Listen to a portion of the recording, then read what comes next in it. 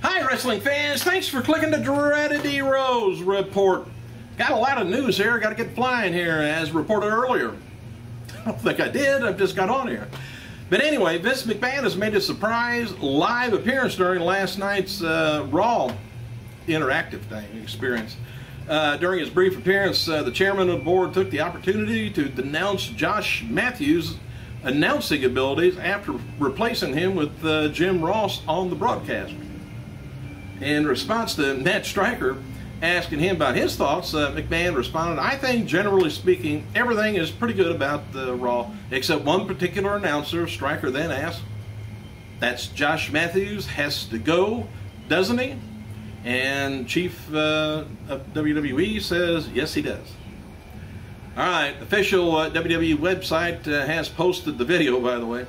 On Facebook, Medusa, she was asked to give her thoughts on Nora Greenwald, known as Molly Holly in WWE. Haven't heard anything out of her in a long time.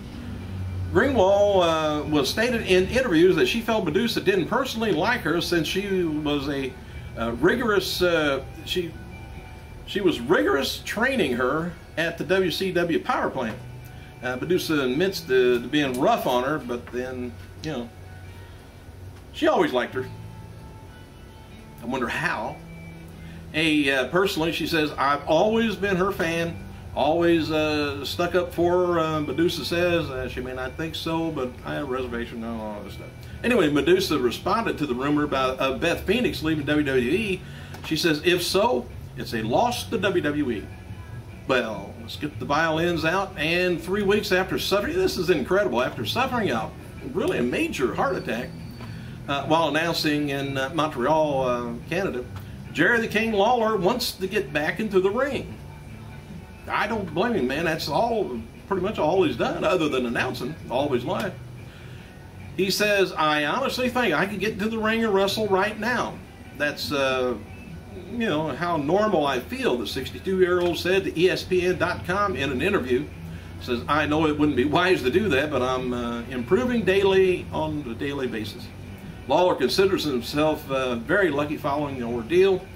By the way, old Roddy Piper, who infamously struck old Superfly Jimmy Snuka in the head with a coconut, has written the foreword for Fujian wrestler's autobiography. Anyway, Foley also penned the introduction for the book, which is scheduled to be released in a few months. Fujian, I guess, Fijian. I guess that's where he's from. Fiji. That's where he's from. Anyway, former WWE star Rikishi appears for Dreamwave Wrestling event this Saturday in Knights of Columbus, Gooding, LaSalle, Illinois. And Davey Richard, he defends the Future Shock Championship against Jack Gallagher this Sunday at Stockport, England.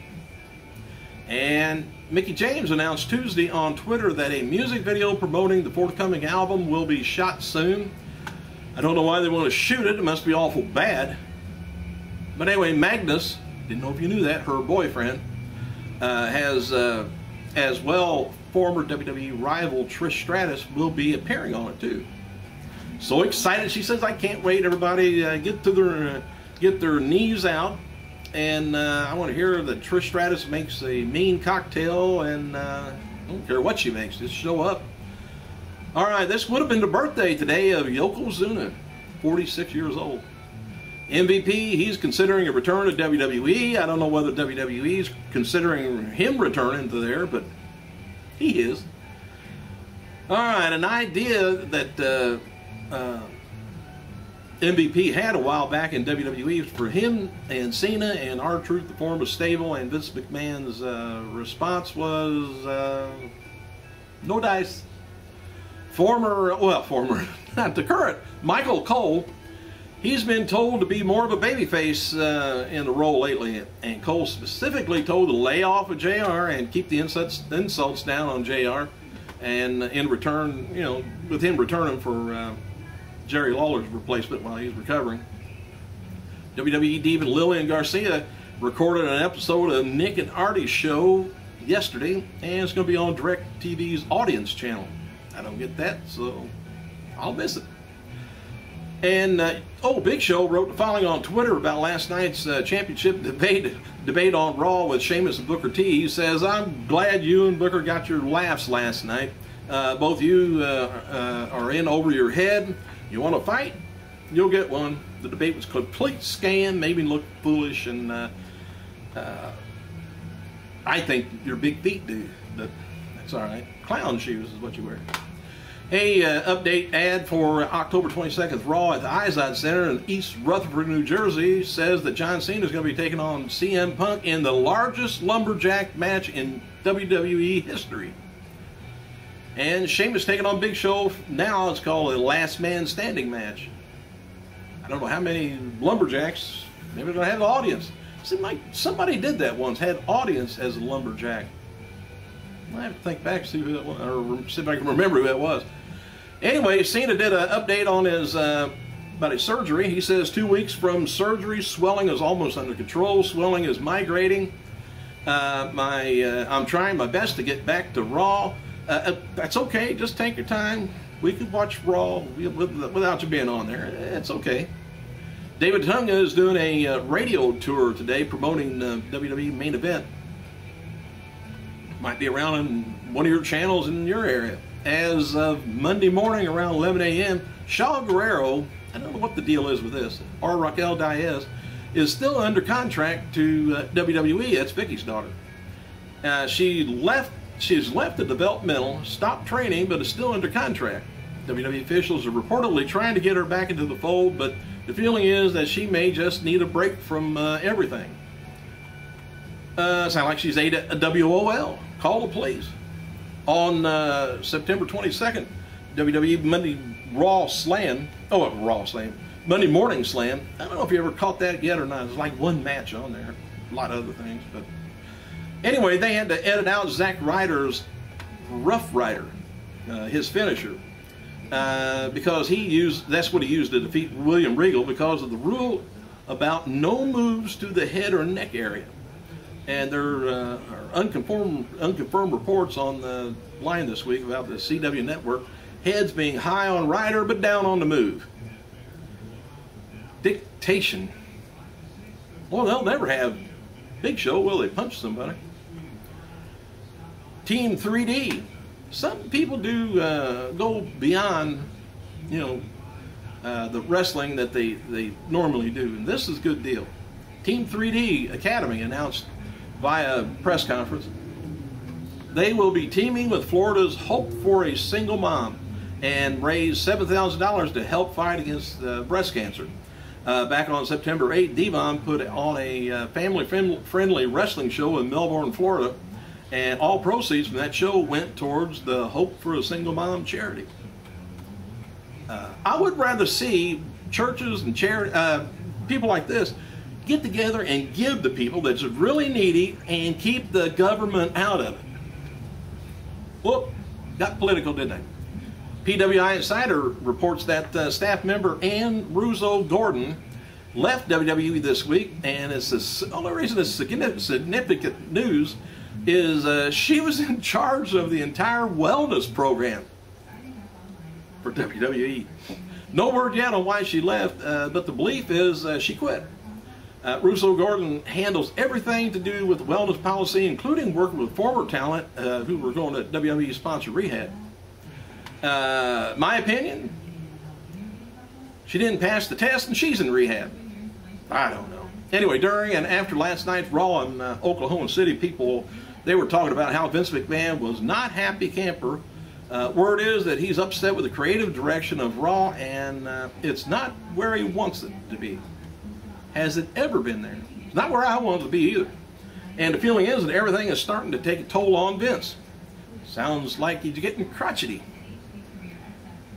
And after last night's Raw, most within WWE believe that the officials have no idea if Cena will be ready for Hell in a Cell or not.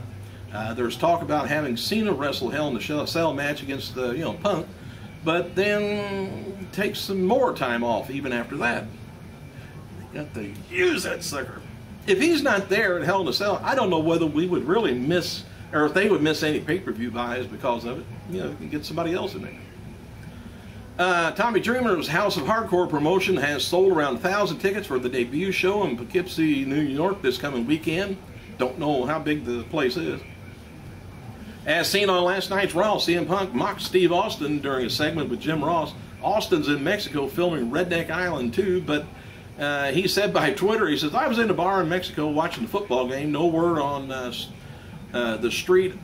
There was some low piece of trash talking smack on WWE Raw.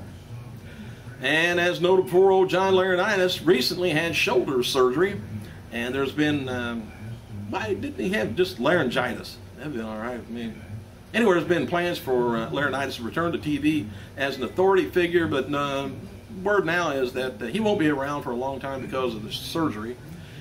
The injury that Drew McIntyre had operated on over the weekend is apparently a thumb injury. He appeared on Raw last night with a cast on his wrist and thumb.